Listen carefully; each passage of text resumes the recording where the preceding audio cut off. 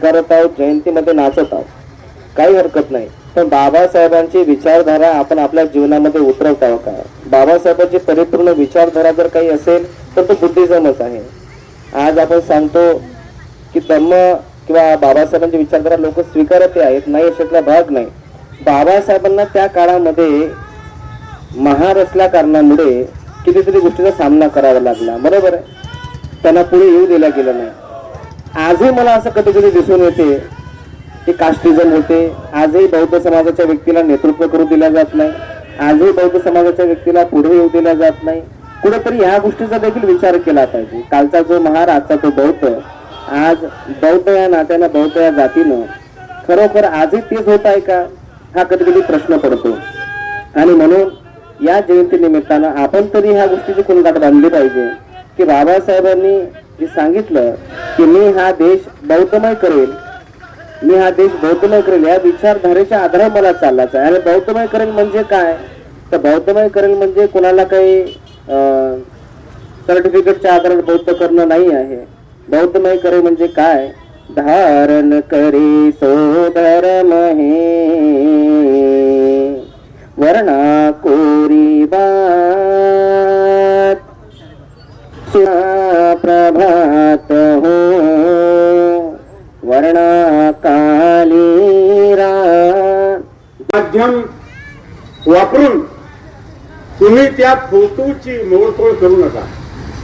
ही फार मोठी गोष्ट आहे. इतिहासाची मोडतोड ते करून राहिले.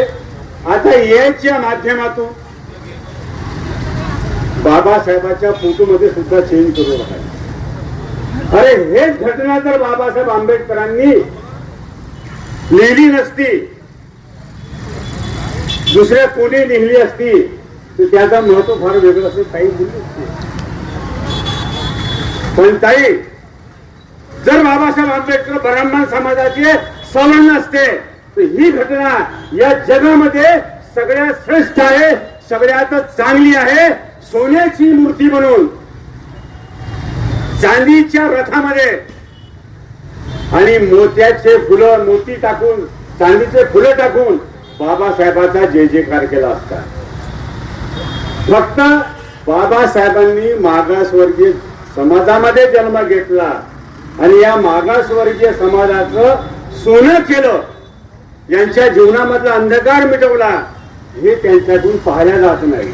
माळी समाजाची मंडळी अनेक वर्षापासून 11 तारखेला राष्ट्रपिता महात्मा ज्योतिराव फुले आणि 14 एप्रिलला डॉक्टर बाबासाहेब आंबेडकर याची जयंती साजरी करते.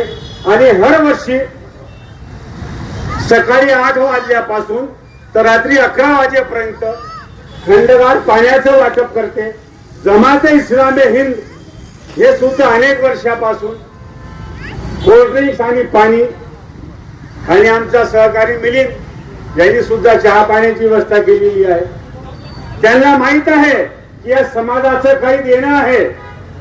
एक सामाजिक बांधिलकी स्वीकारून हा जातीय वाद नष्ट करण्याची जी मानसिकता आज जमाते इस्लामे हिंद मध्ये, माळी समाजामध्ये, बहुजन समाजामध्ये जे जनजागृती झालेली आहे, हे बाकी लोकांना पचत नाही.